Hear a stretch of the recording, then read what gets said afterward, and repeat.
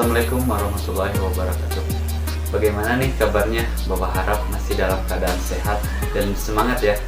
Kita belajar secara virtual online. Dan materi kali ini Bapak bahas tentang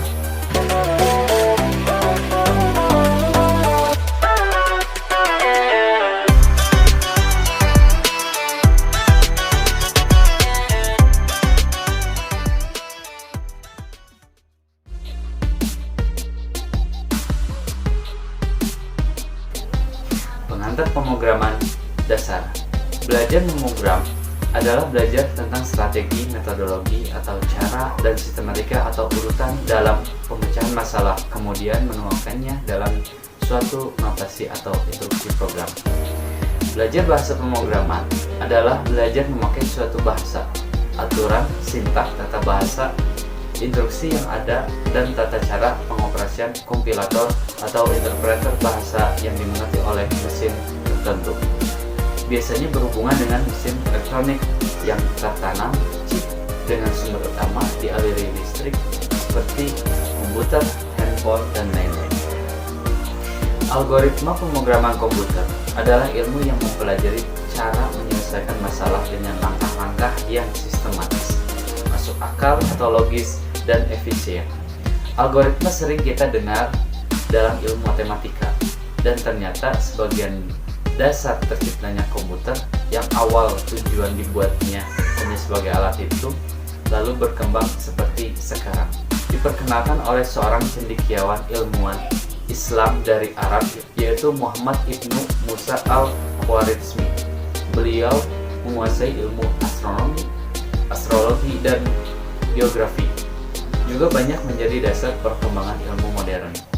Dahulu oleh bangsa Barat dilafalkan algoritma dalam bukunya The Book of Restoration and Reduction, lalu dikenal dengan istilah aljabar, kemudian berubah menjadi algoritma, dan dalam bahasa Indonesia diserap menjadi algoritma.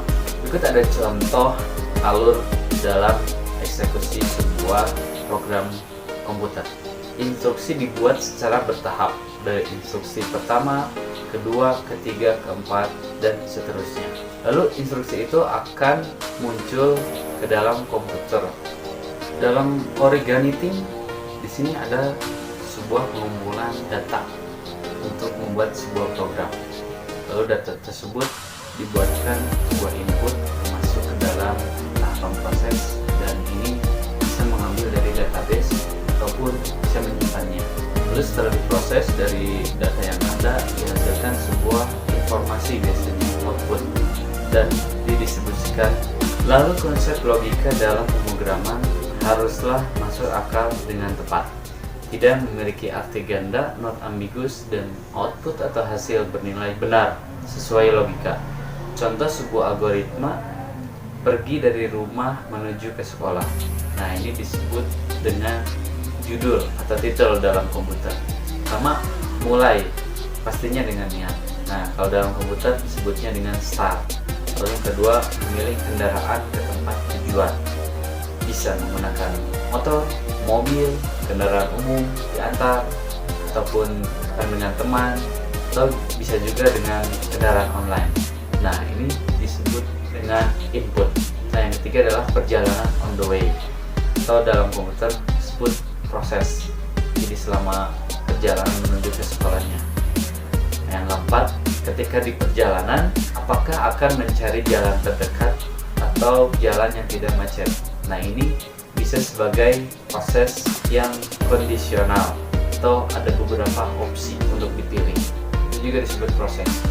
Yang kelima, sampai sekolah dengan selamat, barulah itu disebutnya output oleh komputer, karena target dari rumah ke sekolah sudah tercapai. Nah, yang keenam, selesai. Biasanya kalau orang dengan bersyukur. Nah, dalam komputer disebut end atau finish.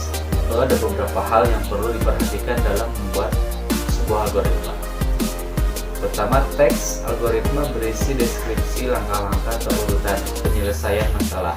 Deskripsi tersebut dapat ditulis dalam notasi apapun, dibebaskan, asalkan mudah dimengerti dan dipahami oleh yang membacanya. Setiap orang dapat membuat aturan penulisan dan notasi algoritmik sendiri. Hal ini dikarenakan teks algoritma tidak sama dengan teks dalam bahasa program aplikasi komputer. Agar notasi algoritmik mudah ditranslasikan ke dalam notasi bahasa pemrograman tertentu, maka sebaiknya notasi algoritmik tersebut berkorespondensi dengan notasi bahasa pemrograman secara umum. Notasi algoritmik bukan notasi bahasa pemrograman. Karena itu, pseudocode dalam notasi algoritmik tidak dapat dijalankan oleh komputer. Pseudocode dalam notasi algoritmik harus ditranslasikan atau diterjemahkan ke dalam notasi bahasa pemrograman yang dipilih. Perlu diingat bahwa orang yang menulis program sangat terikat dalam aturan tata bahasanya dan spesifikasi mesin yang menjalankannya. Pseudocode adalah kode yang mirip dengan instruksi kode program sebenarnya.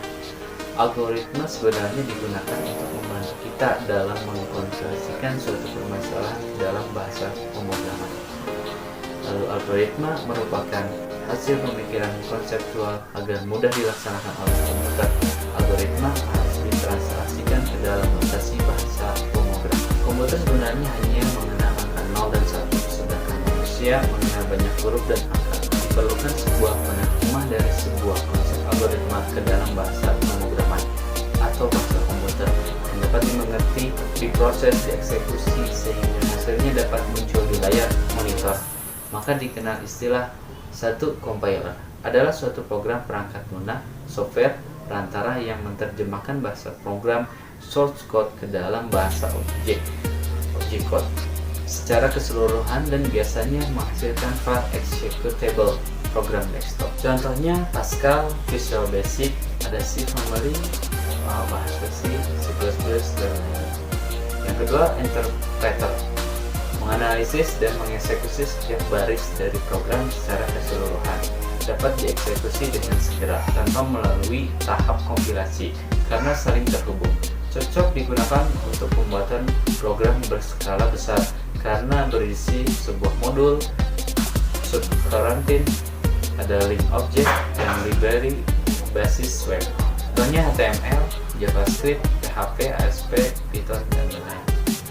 Jadi biasanya program ini untuk jaringan ada server tersendiri. Kategori bahasa pemrograman berdasarkan tingkatnya bahasa pemrograman komputer dibedakan menjadi dua, yaitu pertama bahasa tingkat rendah bahasa pemrograman yang hanya dimengerti oleh mesin. Bahasa ini dikerjakan langsung oleh mesin. Contohnya bahasa standar rakitan perusahaan komputer atau biasa dikenal dengan assembler. Yang kedua ada bahasa tingkat tinggi sudah mendekati bahasa manusia, artinya pengguna sudah dapat memahami bahasa ini. Mesin membutuhkan compiler penerjemah untuk mengerjakan perintah kerja. Contohnya Pascal, HTML, JavaScript, PHP, Visual Basic, C++, dan lain-lain.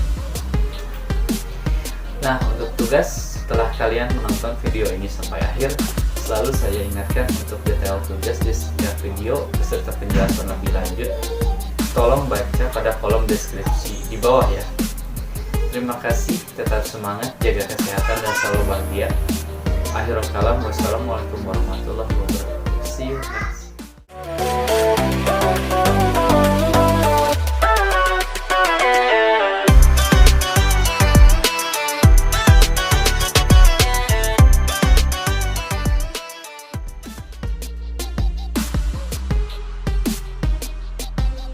Algoritma flowchart dan pseudocode. Berikut ini tahapan dalam melakukan proses pemrograman komputer. Yang pertama, kita perlu adanya planning atau rencana membuat program jangka panjang. Apakah nantinya dapat memenuhi sesuai kebutuhan user atau tidak. Selanjutnya, ada programming program. Di sini dilakukan pengetikan atau pengkodingan secara langsung ke dalam komputer. Nah, setelah dibuat, lalu dilakukan pengujian program atau testing. Di sini semua yang sudah dibuat di dalam komputer dilakukan pengujian secara berkala. Setelah itu dilakukan evaluasi program atau perbandingan apakah dari planning itu sudah sesuai. Jika ada yang kurang, maka akan dilakukan updating atau pembaharuan program. Lalu publishing program. Nah, di sini program diperkenalkan dan dipergunakan oleh user secara menyeluruh. Ada maintenance program atau perawatan program secara berkala. Nah, pastinya ketika ada maintenance nanti akan dievaluasi lagi apakah program tersebut masih layak digunakan atau tidak. Jika ada yang perlu dirubah, maka akan dilakukan updating program, balik lagi dipergunakan atau dipublish pada user. Sebenarnya tidak ada program komputer yang sempurna. Kita sebagai programmer akan selalu melakukan update terhadap programnya sesuai dengan kebutuhan user dan perkembangan teknologi yang baru. Pada akhirnya, kalian secara tidak langsung akan melakukan ini semua secara berulang dengan tema program yang berbeda, baik dari segi judul program ataupun bahasa pemrograman yang dipakai. Kita akan bahas tentang planning atau perencanaan program dari awal. Menerapkan alur logika algoritma dengan kalimat bahasa deskriptif bisa dikatakan sebagai notasi pemrograman secara alami. Tetapi ada penerapan lain agar mempermudah dan menjadi standar komputer, yaitu dari ANSI, American National Standard Institute, yang bergerak dalam menerjemahkan ke dalam bahasa pemrograman secara internasional dan lain-lain dibuat oleh ANSI. Salah satunya dengan menggunakan notasi Sendekot, notasi mendekati program, sebuah kode yang mirip dengan instruksi program sebenarnya. Lalu yang kedua ada flowchart, gambaran bagan alir, untayan simbol gambar chart yang menunjukkan aliran flow dari proses terhadap data. Contoh kita lihat dari notasi algoritma video sebelumnya. Ada sebuah tema algoritma yang berjudul transportasi dari rumah ke sekolah. Yang pertama, memulai deskripsinya seperti apa. Yang kedua, memilih kendaraan ke tempat tujuan. Bisa menggunakan umum, bis, angkot, motor, mobil, kendaraan online, bisa juga diantar atau nebeng ikut teman. Yang ketiga, biaya perjalanannya berapa. Yang keempat, mencari jalan yang terdekat atau yang terjauh, atau bisa juga mencari jalan yang macet atau tidak macet. Nah, di sini kan biasanya ada jalan yang terdekat tapi bisa jadi dia macet. Ada juga jalan yang jauh tapi dia tidak macet. Atau ada yang paling terdekat dan tidak macet. Nah, ini bisa kita pilih. Nanti di program akan memunculkan secara otomatis. Yang kelima, setelah semua proses dilalui, akhirnya sampai ke sekolah itu dengan selamat. Dan yang keenam adalah selesai.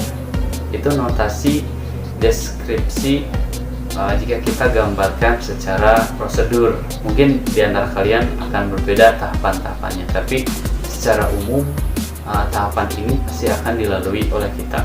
Nah, bagaimana jika penggunaannya dengan notasi Sendekot? Nah, penulisannya adalah program transportasi underscore sekolah. Nah, ini penulisannya tidak boleh menggunakan spasi, jadi kita gunakan underscore. Untuk memulai di sini dituliskan start, lalu untuk memilih kendaraannya kita katakan input kendaraannya apa. Lalu yang ketiga adalah input biayanya berapa. Lalu yang keempat, input jarak yang ditempuh berapa dan statusnya apa, bisa terdekat atau jauh.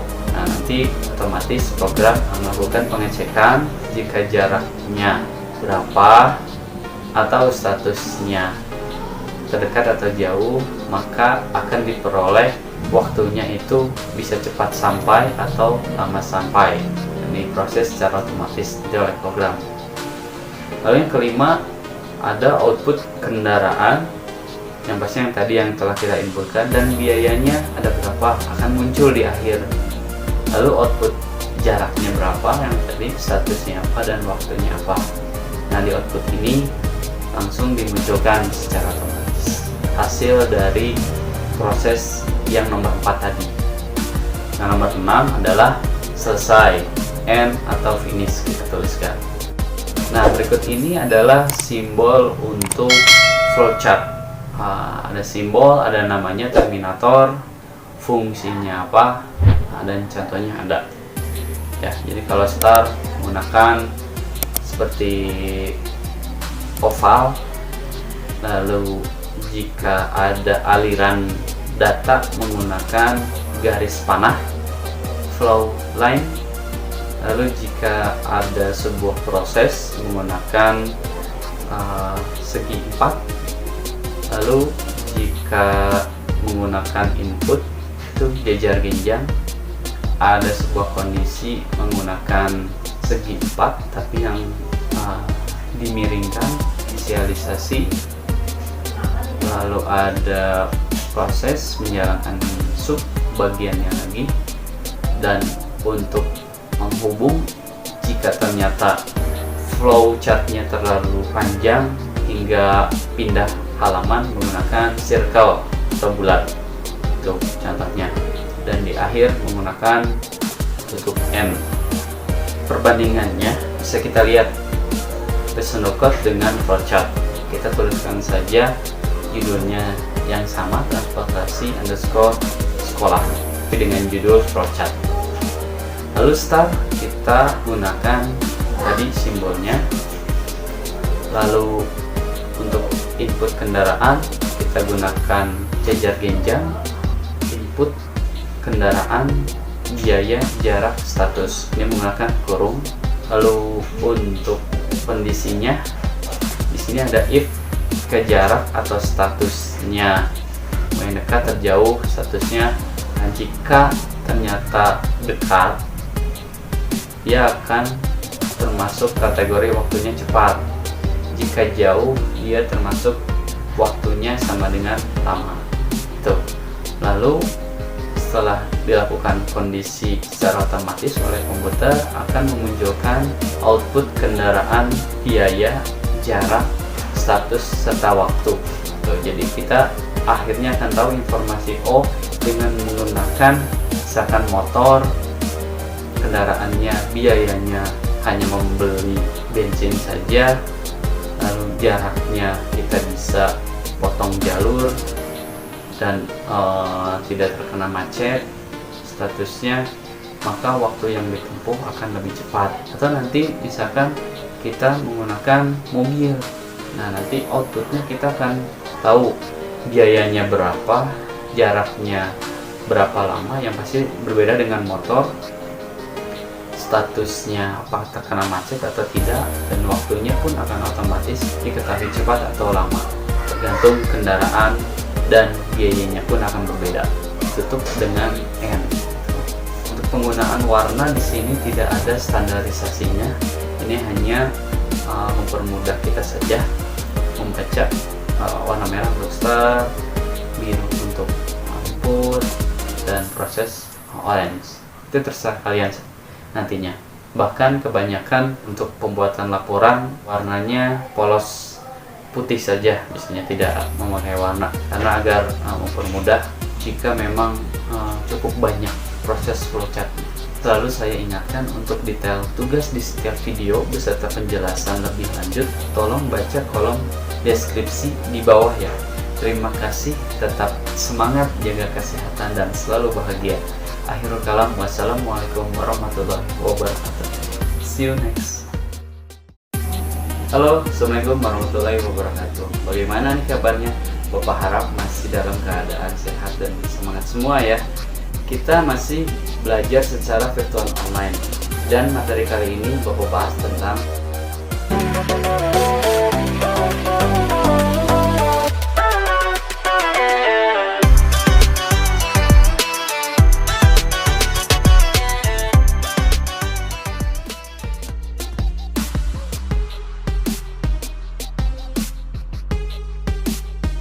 pengenalan pemrograman JavaScript. JavaScript adalah bahasa pemrograman berbasiskan website yang populer dan paling sering digunakan dalam kurun waktu 20 tahun terakhir. Sebanyak 92% website saat ini diketahui menggunakan JavaScript di dalamnya, karena menjadikan website lebih hidup dan menarik.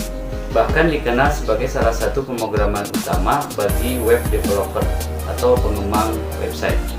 Lalu dapat diintegrasikan atau digabung dengan program lain seperti HTML, CSS, PHP, multimedia, dan lain-lain.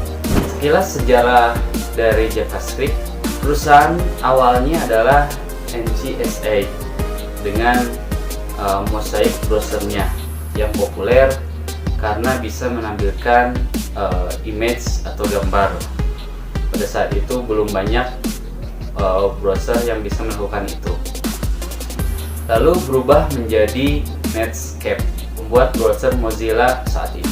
Seorang Brandon H, dia bergabung ke dalam Mosaic, lalu karena desakan dari perusahaan, keinginan untuk mengalahkan perusahaan Microsoft yang saat itu memang sangat besar, maka dalam 10 hari pada bulan September 1995 dibuatlah turunan dari C++ dan Java. Karena waktu itu populer, muncullah gabungan tersebut dari beberapa pemrograman disebut Mocha atau LiveScript. Lalu perusahaan Sun, pemilik lisensi Java dan Netscape tersebut, dia bergabung untuk menjadi sebuah brand marketing yang tadi LiveScript berubah menjadi JavaScript. Nah, untuk mempatenkannya, dia mendaftarkan menjadi ECMAScript karena JavaScript sudah disetujui pada 1996. Ini ternyata di pasaran sudah mengenal kebanyakan dengan JavaScript. Di sisi lain, pada saat yang sama Microsoft pun mengembangkan programnya tandingan untuk JavaScript, yaitu JScript, dan browsernya menggunakan Internet Explorer. Tetapi pada dasarnya masih sama, satu jenis dengan JavaScript. Terus JavaScript dikembangkan dari 1997 sampai 2016 dengan menggunakan kode ES7. Dan di pertengahan 2005 muncullah Ajax, yaitu Asynchronous JavaScript and XML. Contohnya yang sampai sekarang kita masih pakai adalah untuk penggunaan Google Map, lalu Gmail, email ya, Yahoo, lalu Twitter, Facebook, chatting live, dan lain-lain. Analoginya yaitu ketika kita menggunakan website, biasanya akan muncul sebuah notifikasi, misalnya ada pesan baru atau ada komentar baru. Nah, itu akan terjadi secara real time tanpa harus merefresh atau mereload halaman yang sedang kita gunakan atau yang sedang aktif. Jadi semua updatean akan selalu muncul di dalam satu layar. Itu penggunaan untuk Ajax. Kelebihan untuk JavaScript, tidak membutuhkan instalasi atau compiler karena web browser sudah mampu menginterpretasikannya seperti Mozilla, Chrome, Opera, Safari, Internet Explorer, dan lain-lain. Berjalan di beberapa platform operating system, baik di dalam komputer atau PC dan juga handphone. Yang kedua, mudah dipelajari dan dipraktekkan karena dituliskan pada notepad standar untuk penulisan codingnya. Jika kalian tidak mempunyai editor yang lain, bisa menggunakan notepad bawaan standar Windows. Lalu dia gratis, lebih cepat dan ringan dalam implementasinya. Lalu banyak peminat juga programming komunitas sehingga terdapat ribuan template, framework, library, dan aplikasi JavaScript yang sudah jadi bisa digunakan secara free copyright. Aturan wajib yang ditaati dalam penulisan JavaScript adalah semua penulisan teks atau sintaks atau kode perintah diawali pembuka kurung lancip script language sama dengan kutip 2 JavaScript, kutip tutup, dan kurung lancip. Dan ditutup juga dengan kurung lancip / script tutup. Jika tidak, terkadang ada kesalahan pada tampilan hasil output programnya.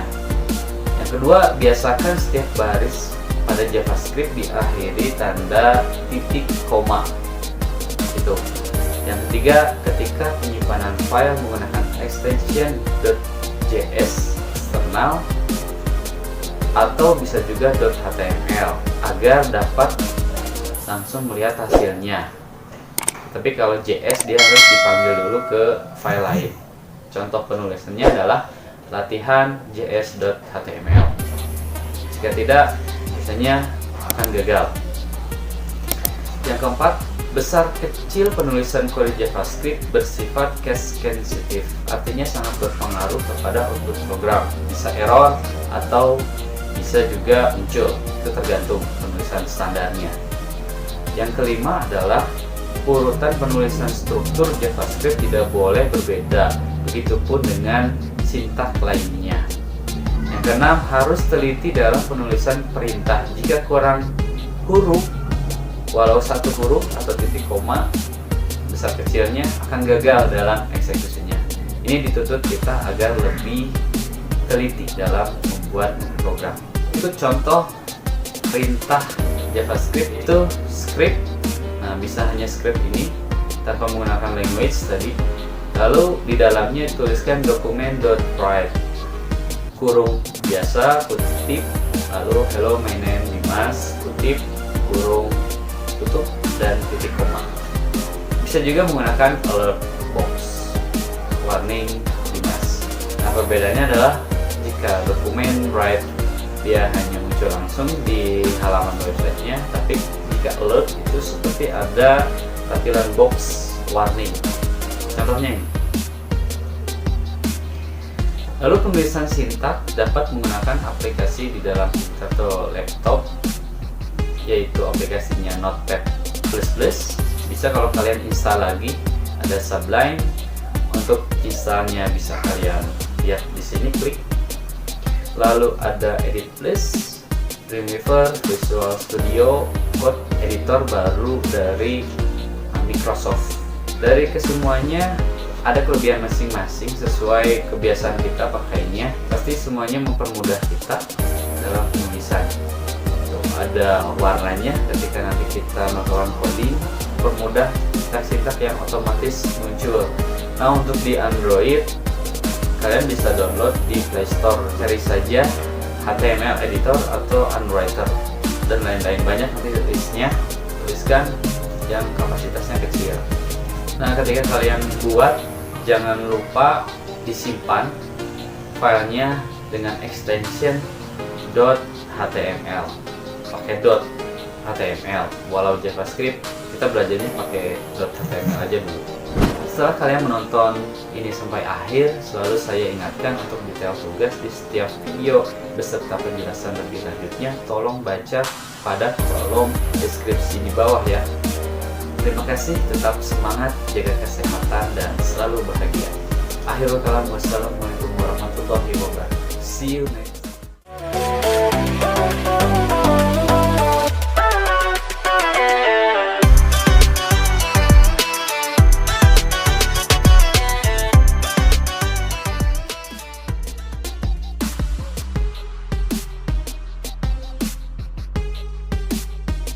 Tipe data dan variabel. Dalam JavaScript sama seperti pemrograman lainnya memiliki tipe data yang berfungsi menerangkan jumlah minimum atau maksimum data yang akan diproses seperti numerik, angka. Ini menggunakan byte, short, in, long, float, double. Dan juga boolean, ini true atau false karakter, string, gabungan huruf dan angka. Variabel adalah tempat penyimpanan sementara data yang akan diolah. Untuk ketentuan buat variabel adalah satu, tidak boleh menggunakan spasi. Lalu bisa gunakan underscore atau garis bawah sebagai penggantinya. Yang kedua, pemberian nama harus menggunakan huruf boleh gabungan angka, tetapi tidak boleh di awal kata, dan tidak boleh menggunakan simbol-simbol. Yang ketiga, besar kecil penulisan variabel bersifat case sensitif, artinya sangat berpengaruh ketika pemanggilannya nanti. Dia harus selalu konsisten. Yang keempat, maksimal panjang nama variabel adalah 255 karakter. Yang kelima, deklarasi variabel dapat langsung diberikan value atau nilai, baik angka atau huruf. Yang keenam, tidak boleh menggunakan nama reservoir code atau perintah yang dipakai oleh JavaScript. Kita coba script yang kemarin, kita gunakan standar editor saja yang ada di Windows, yaitu Notepad. Bisa kalian search di menu Start, tuliskan saja Notepad, nanti akan muncul. Kita tuliskan dokumen.write dalam kurung kutip 2, hello my name Dimas. Lalu yang kedua menggunakan alert, kita coba simpan dulu, Ctrl S, lalu klik 2 kali di tempat penyimpanan kita, lalu akan muncul hello my name Dimas. Kita gunakan alert yang kedua, warning Dimas. Ctrl S dulu atau file save, buka, tidak perlu di close, cukup di refresh saja, akan muncul sebuah display say warning Dimas, tidak ada tampilan kotak seperti contoh kemarin, tinggal oke saja. Nanti ada juga penggunaan lain selain alert, yaitu confirm, jadi tampilan yes atau tidak. Untuk komentar kita gunakan slash 2 kali. Komentar ini maksudnya kita bebas menuliskan, tapi tidak akan muncul dalam program, hanya untuk penanda saja atau keterangan dalam script kita. Nah, kalau tanpa menggunakan slash malah jadi error, tidak akan muncul apapun. Nah, lebih baik kita gunakan slash 2 kali. Coba kembali, nonaktifkan dulu dokumen dan alertnya. Kita coba penulisan variabel dalam latihan. Dituliskan variabel nama sama dengan kutip 2 Dimas misalkan. Ini nama 1, kita coba dulu nama 1 sama dengan Dimas, lalu kita munculkan dengan dokumen write, tidak perlu kutip untuk pemanggilan variabel, langsung saja dalam kurung lalu titik koma. Ctrl S, refresh, nah muncul sesuai variabel yang kita tuliskan. Yang kedua adalah params, kita isikan. Nah, di sini pemanggilannya cukup gunakan koma bisa atau plus. Nah, ini agar ada spasinya. Ctrl S lalu refresh. Nah, muncul dia ada jarak antara kata pertama dan kata kedua. Kita bisa tambahkan keterangan di depannya, nama saya titik 2, kutip tapi ya, pakai plus juga untuk penghubungnya. Nah, ini contoh untuk memunculkan string atau sebuah kalimat huruf. Kita bisa tambahkan alamat saya Cimahi, ini kan tampilannya ke pinggir. Kita bisa tambahkan BR, jadi fungsinya untuk membuat spasi atau enter, pindah baris, save, lalu refresh. Nah, dia akan pindah baris. Tadi kita sudah mencobanya di dalam Notepad standar Windows. Kita akan coba di editor lain. Jika kalian ingin mendownload, nanti akan saya tampilkan di bawah, yaitu menggunakan editor Sublime. Kalian bisa klik di sini untuk cara installnya. Pilih dulu plain text-nya menjadi JavaScript atau HTML juga tidak apa-apa. Kita copy saja file Notepad yang tadi dalam Sublime. Kita akan mencoba fungsi lain di dalam JavaScript. Jika tadi kita menggunakan variabel tetapi ditentukan dari awal nilainya Dimas lalu params itu sudah dari awal ditentukan. Kali ini kita akan mencoba menginputkan, namanya terserah kita, bisa berganti-ganti. Nah, gunakan var nama 1 sama dengan from, lalu pakai kurung Intinya ini sebuah pertanyaan, siapakah nama Anda? Kutip, jangan lupa, lalu koma, kutip lagi. Ini fungsinya akan tampil di dalam Xbox-nya tempat kita menulis. Info saja bahwa yang kita tuliskan nama lengkap. Nah, kita simpan dulu untuk di Sublime-nya. Jangan lupa ke HTML kita gunakan, walau JavaScript disimpan lalu di refresh kembali.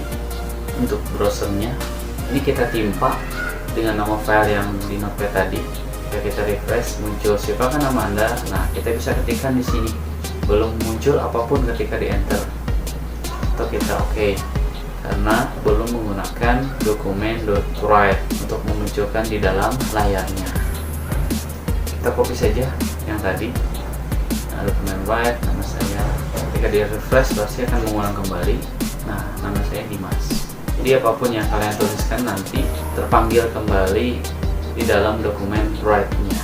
Penggunaan JavaScript ini bisa kalian gunakan juga di handphone, khususnya Android.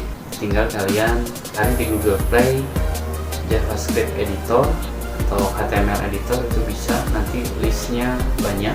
Pilih yang filenya kecil saja, karena pada dasarnya semua bisa menjalankannya, tampilannya saja yang berbeda, fasilitas-fasilitas lain.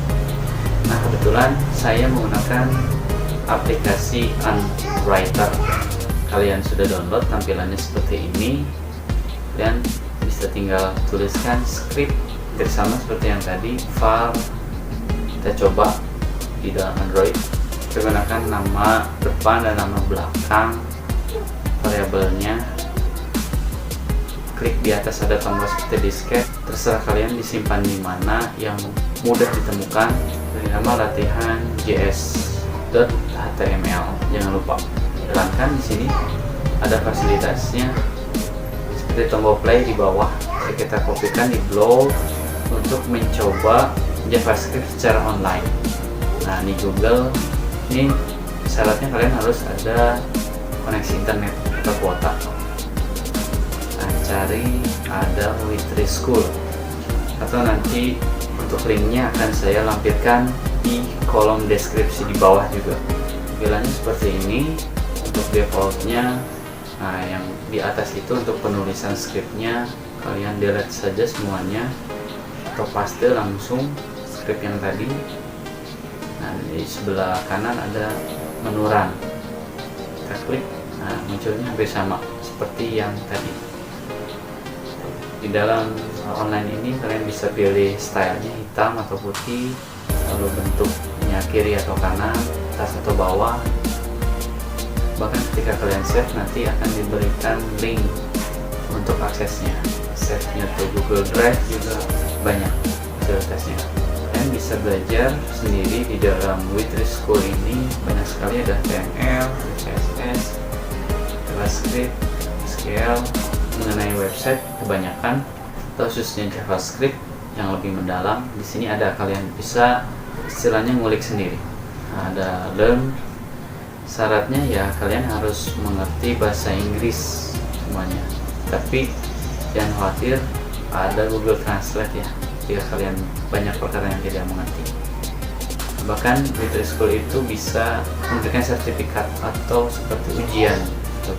Nah, yang tadi itu adalah sebuah alternatif bagi kalian jika kalian mempunyai notepad atau mempunyai komputer di rumah. Kalian bisa gunakan notepad, tapi jika kalian ingin menginstalnya kembali, tambahan editor, bisa gunakan Sublime tadi, atau bahkan menggunakan handphone. Kalian harus download dulu tadi Unwriter. Atau jika kalian memorinya terlalu penuh, bisa gunakan yang online tadi, Witry School. Saya bebaskan untuk memilih. Nah, setelah kalian menonton ini sampai akhir, selalu saya ingatkan untuk detail tugas di setiap video beserta penjelasan lebih lanjut. Tolong baca pada kolom deskripsi di bawah ya. Terima kasih, tetap semangat, jaga kesehatan dan selalu bahagia. Akhirul kalam, wassalamualaikum warahmatullahi wabarakatuh. See you next. Halo, Assalamualaikum. Jumpa lagi. Semoga kita masih selalu disehatkan dan bersemangat dalam mencari ilmu. Materi virtual online kali ini Bapak bahas tentang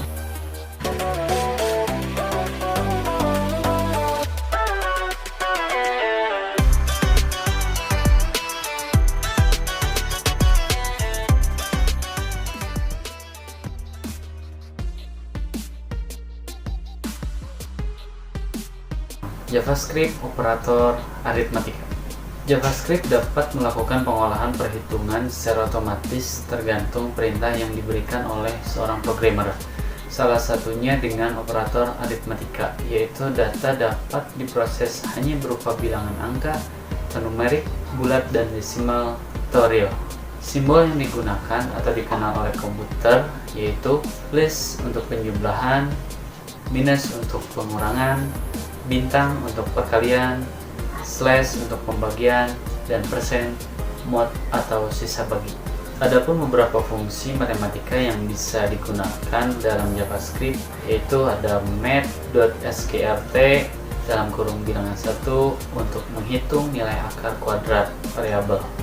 Lalu ada math.abs untuk menghasilkan nilai absolut, math.ceil untuk pembulatan koma ke atas, lalu ada floor pembulatan ke bawah, lalu ada matplow menghitung nilai pangkat bilangan 1, bilangan 2, lalu round untuk pembulatan angka, random menghasilkan angka acak sesuai bilangannya, lalu ada max untuk mencari nilai terbesar, lalu min untuk mencari nilai terkecil, lalu ada juga build1++ untuk proses auto increment menambah satu nilai pada bilangan, lalu ada min untuk proses auto decrement mengurangi satu nilai, ada juga plus sama dengan 2, minus kali sama dengan 2, bagi sama dengan 2, berarti itu menambah nilai sesuai bilangannya, menambah 2, menambah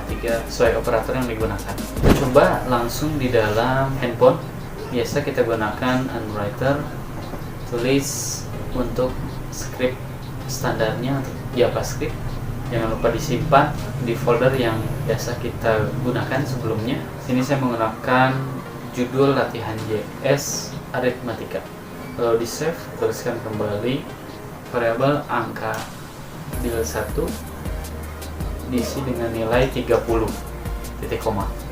Lalu build 2 variabelnya diisi dengan 70. Lalu kita coba munculkan dokumen write-nya, hasilnya kutip plus build 1 plus build 2. Kita coba apa yang akan muncul dalam browser. Kita simpan dulu lalu klik play. Ternyata hasilnya adalah penggabungan string 30 70. Walau ditulisnya angka, dianggap menjadi string, belum terjadi penjumlahan. Kita buat lagi sebuah variabel dengan nama jumlah diisi dengan build 1 ditambah build 2. Ternyata hasilnya 30 ditambah 70. Pemanggilannya langsung jumlah saja, tidak perlu bin lagi. Sekarang kita coba angkanya yang lebih besar, 100 dengan 400. Simpan, hasilnya 500. Kita coba operator yang lain, B15 kali 200, hasilnya 1000. Kita coba lagi 500 dibagi 2 gunakan slash, hasilnya adalah 250. Kita coba lagi untuk persen, 10 mod 2 hasilnya 0. Kita coba lagi 7 di mod 2 hasilnya 1. Sekarang kita coba di dalam PC gunakan Sublime. Jangan lupa plain text-nya dirubah menjadi HTML, lalu kita simpan latihan aritmatika, save, tuliskan JavaScript, lalu tab, muncul standar penulisannya. Kita tuliskan deklarasi var build 1, kita gunakan from sehingga nanti bisa diinput. Kalau tadi di handphone kan kita menuliskan nilainya sudah baku konstan, tapi kalau from kali ini kita gunakan inputan. Masukkan bilangan ke 1, angka pertama, Ctrl C, Ctrl V, diganti menjadi bilangan kedua. Lalu gunakan prosesnya juga, jumlah sama dengan bil 1 tambah bil 2. Di koma kita gunakan alert untuk memunculkan hasilnya. Gunakan kurung, Ctrl S lalu refresh F5, muncul, masukkan bilangan pertamanya berapa, misalkan 30, bilangan keduanya 20. Hasilnya adalah masih penggabungan string awal. Nah, di sini kita gunakan teknik fungsi matematika tadi, yaitu mat ABS. Kita tuliskan di setiap variabelnya. Jadi dia akan merubah data yang string tadi, yang dianggap string, menjadi sebuah numerik atau angka. Nah, hasilnya 500. Ternyata jika kita masukkan string, dia akan error hasilnya, karena sudah di-convert atau dirubah menjadi numerik angka. Untuk operator yang lainnya, kalian coba nanti di rumah satu persatu jika ingin melihat hasil. Sekian penjelasan singkatnya. Bapak berharap kalian bisa mengeksplor, menggali, dan mengulik lebih dalam lagi dari beberapa sumber lainnya. Jangan lupa juga tugas pada deskripsi di bawah dibaca. Terima kasih, tetap semangat, jaga kesehatan, dan selalu bahagia. Akhirul kalam, wassalamualaikum warahmatullahi wabarakatuh. See you next.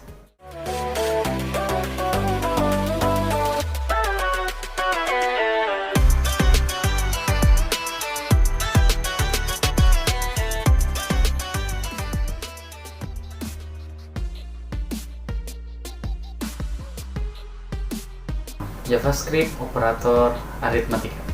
JavaScript dapat melakukan pengolahan perhitungan secara otomatis tergantung perintah yang diberikan oleh seorang programmer.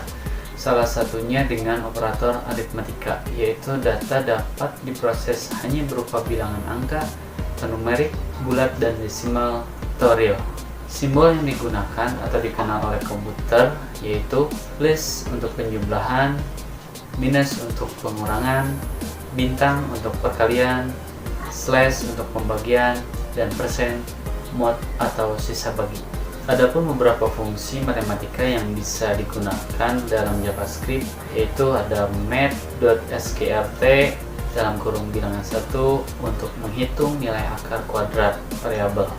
Lalu ada math ABS untuk menghasilkan nilai absolut, math cell untuk pembulatan koma ke atas, lalu ada floor pembulatan ke bawah, lalu ada matplow menghitung nilai pangkat bilangan 1, bilangan 2, lalu round untuk pembulatan angka, random menghasilkan angka acak sesuai bilangannya, lalu ada max untuk mencari nilai terbesar, lalu min untuk mencari nilai terkecil, lalu ada juga bil 1++ untuk proses auto increment menambah satu nilai pada bilangan, lalu ada min untuk proses auto decrement mengurangi satu nilai, ada juga plus sama dengan 2, minus kali sama dengan 2, bagi sama dengan 2, berarti itu menambah nilai sesuai bilangannya, menambah 2, menambah 3 sesuai operator yang digunakan. Coba langsung di dalam handphone. Biasa kita gunakan Unwriter, tulis untuk script standarnya untuk JavaScript. Jangan lupa disimpan di folder yang biasa kita gunakan sebelumnya. Sini saya menggunakan judul latihan JS aritmatika. Lalu di save, tuliskan kembali variabel angka bil 1 diisi dengan nilai 30 titik koma. Lalu bil 2 variabelnya diisi dengan 70.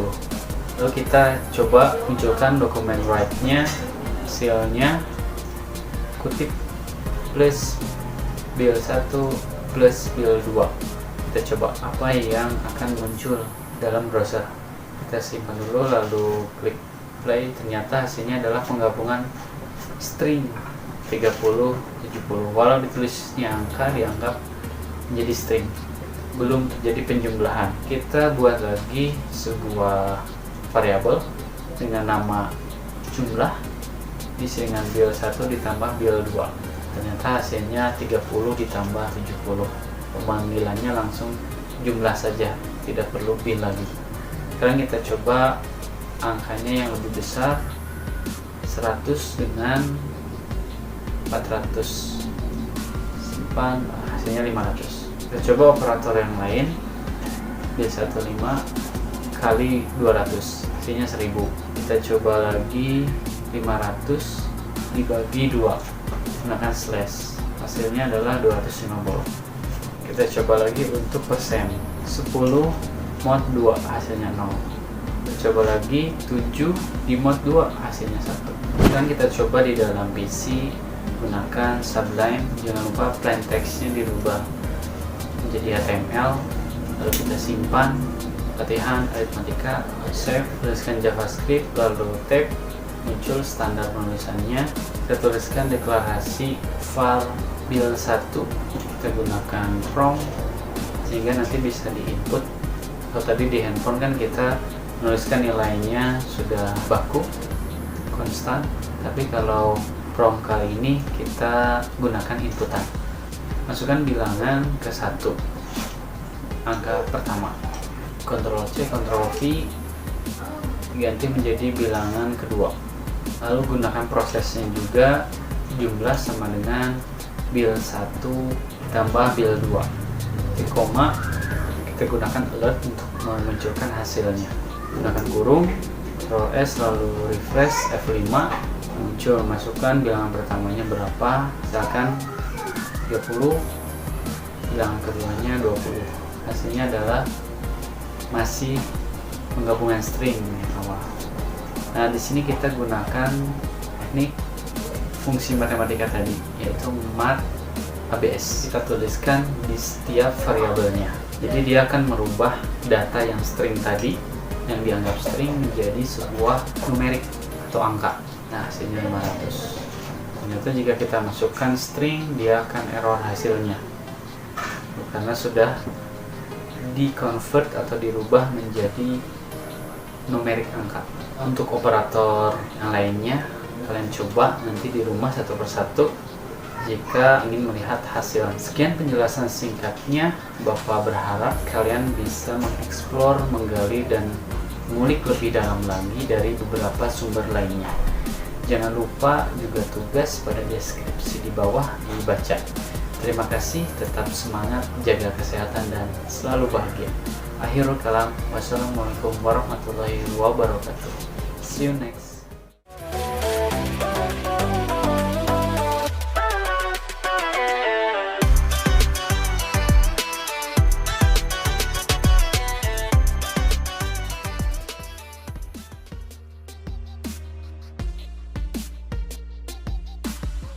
JavaScript percabangan if dan switch. Terkadang kita akan menemukan beberapa kondisi eksekusi dalam membuat sebuah program menyelesaikan masalah.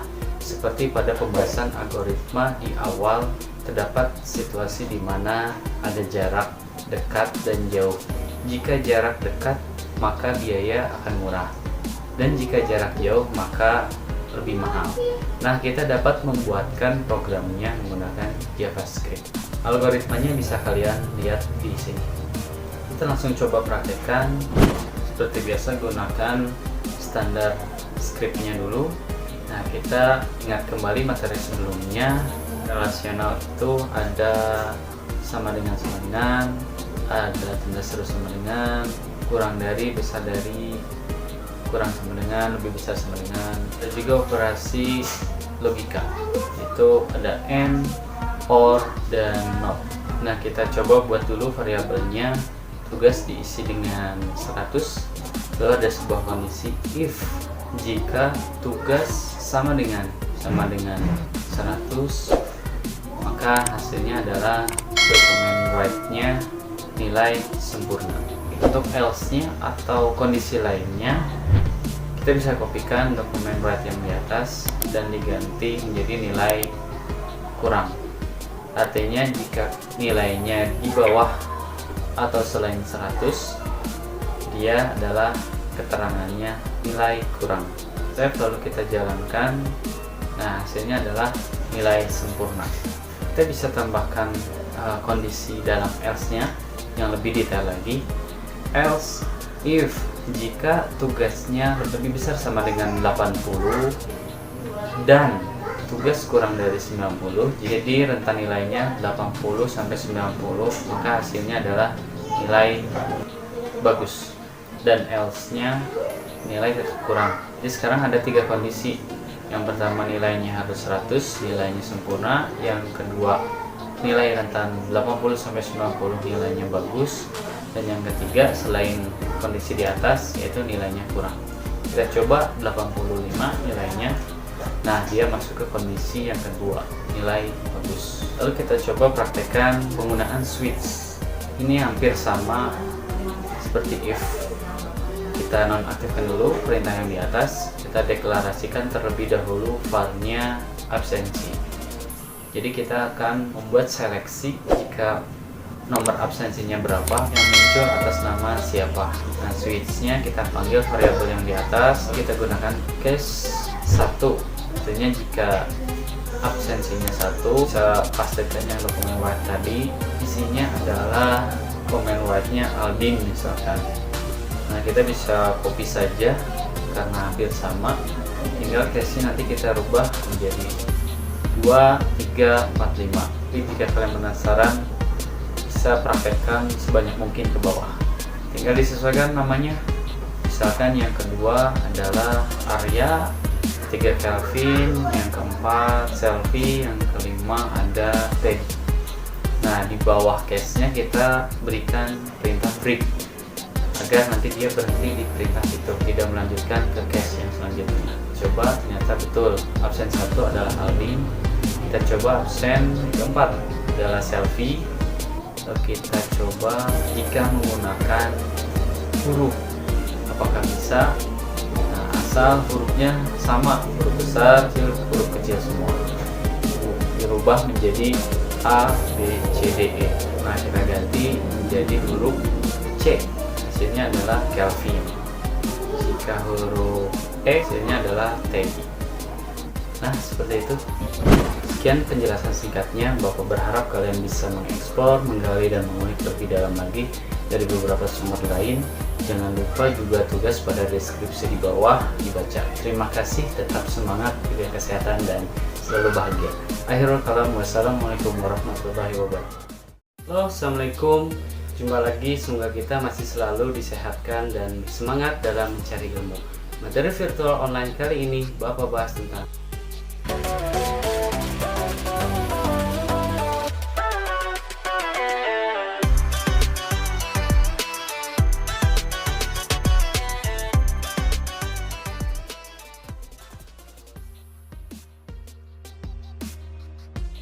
JavaScript pengulangan looping.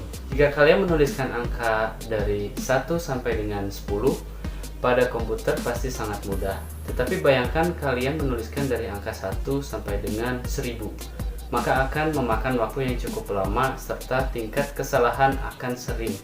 Dengan looping akan dilakukan perintah yang sama secara berulang terus-menerus sampai kondisinya sudah terpenuhi dan berhenti. Kita akan bahas menggunakan for, while, do, while, repeat, for each pada JavaScript. Tentu saja kita praktekkan dalam mobile atau handphone.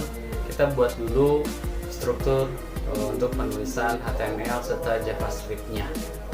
Setelah itu kita simpan dengan nama latihan JS loop.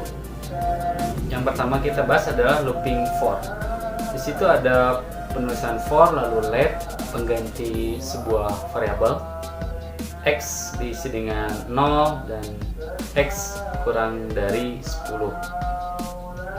Kita akan coba x plus plus. Lalu ada dokumen write, di situ munculkan bilangan ke, lalu memanggil dari x. Nah, looping ini adalah dia akan mengulang sampai dengan kondisi 10 kali. Jadi pada kondisi for-nya x bernilai awal 0, lalu ada x kurang dari 10. Jadi ketika dia sudah memunculkan 1, akan mengulang kembali sampai 10 kali. Nah, x-nya akan berubah menjadi 1, lalu dia akan masuk ke kondisi x kurang dari 10, betul, true, lalu x plus plus artinya ditambah. Terus proses itu berulang sampai 10 kali. Nah, masih belum rapi, kita bisa gunakan BR untuk tampilannya ke bawah. Bahkan kita bisa melakukan pengulangan sampai 100 dan 1000. Kalian bisa mencobanya. Tinggal ganti nilai awal dan nilai akhirnya. Lalu kita akan coba yang kedua, looping untuk while. Di sini hampir sama prosesnya, cuman yang berbeda adalah cara penulisannya. Kita gunakan let x diisi 2 dan while x kurang dari sama dengan 30. Artinya kita akan melakukan pengulangan sampai 30.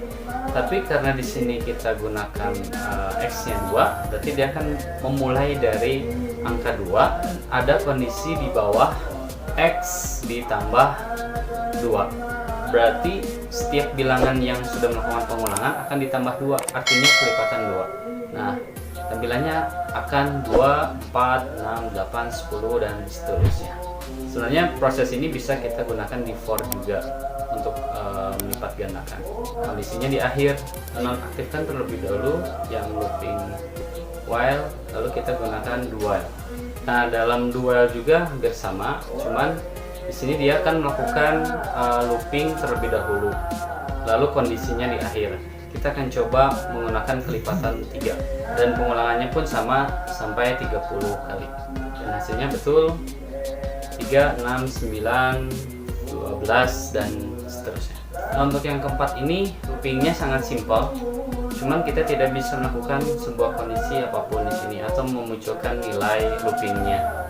Kita hanya melakukan sebuah pengulangan kalimat sebanyak berapa kali. Seperti itu.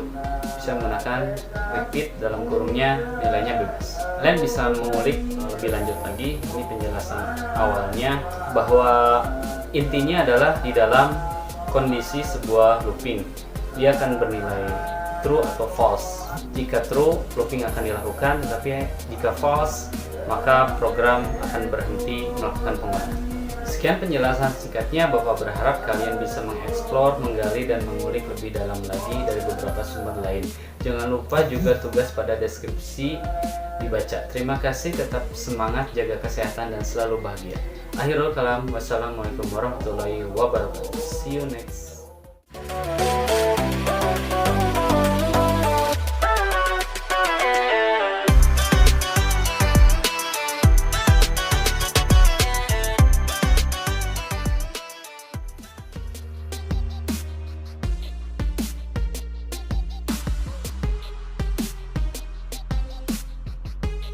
Array merupakan metode penyimpanan data dalam sebuah deretan variabel yang dapat diakses berdasarkan indeks tertentu. Array atau larik dalam JavaScript harus dideklarasikan terlebih dahulu dengan format sebagai berikut. var nama variabel sama dengan new array kurung buka kurung tutup titik 2. Keterangannya, nama variabel merupakan variabel bertipe data array. Kita bebas memberikan namanya. New array merupakan sintaks untuk mendefinisikan variabel sebagai sebuah array.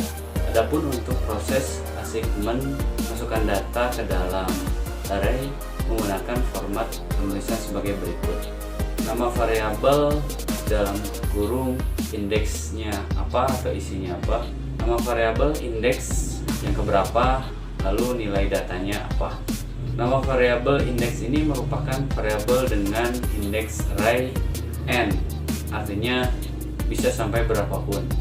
Contohnya ada siswa 0 yang berisikan variabel array siswa dengan indeks ke 0.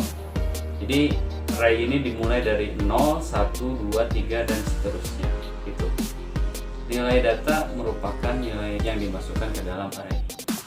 Contoh penulisannya adalah seperti biasa, kita tuliskan pembuka scriptnya, lalu variabel siswa sama dengan new array kurung buka kurung tutup, lalu kita masukkan datanya siswa dalam kurung indeksnya yang ke 0, yang pertama adalah Andi, lalu siswa dalam kurung 1 adalah Joko, yang kedua, dan siswa dalam kurung 2 sama dengan Deden yang ketiga. Untuk pemanggilannya seperti biasa, kita gunakan dokumen write nilai data siswa yang 0 kita langsung panggil. Yang selanjutnya hampir sama scriptnya, siswa yang kedua dengan indeksnya yang pertama kita panggil, dan yang ketiga dengan indeks yang kedua kita panggil. Ingat, data dimulai dari 0. Jadi kita hanya mendefinisikan satu variabel saja, yaitu siswa, tapi kita bisa gunakan untuk beberapa data. Itu contoh yang pertama. Selanjutnya kita bisa gunakan pengulangan, yaitu kita memasukkan sebuah data sebanyak berapa kali kita bisa inputkan, lalu nanti hasilnya sesuai yang kita masukkan datanya. Contoh di sini ada variabel siswa new array, kita definisikan variabelnya nama, variabel siswa sama dengan new array, lalu variabel nama dokumen.write-nya adalah masukkan nama sebanyak 4 kali. Nah, kita mencoba memasukkan data yang tadi tapi menggunakan input. Di sini kita definisikan terlebih dulu x-nya untuk pengulangan nanti menggunakan while, itu adalah 1, dan kondisinya adalah x atau variabel x harus kurang dari 4, maka perulangan tersebut berjalan. Kita gunakan nama from, masukkan nama siswa yang ke 1 misalkan nanti. Itu akan berulang terus sampai sebanyak siswa x itu sama dengan nama.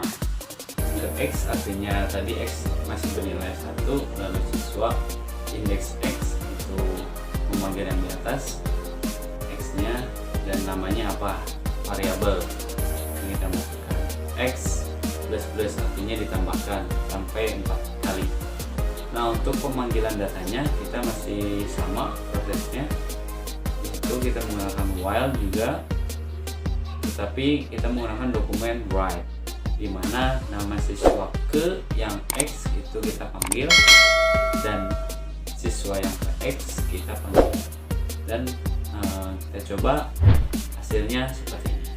Jadi intinya array ini dia dapat mengumpulkan beberapa data dengan nama variabel yang sama tetapi menggunakan indeks sebagai pembedanya dan dimulai dari angka 0, karena array ini pengembangan dari variabel.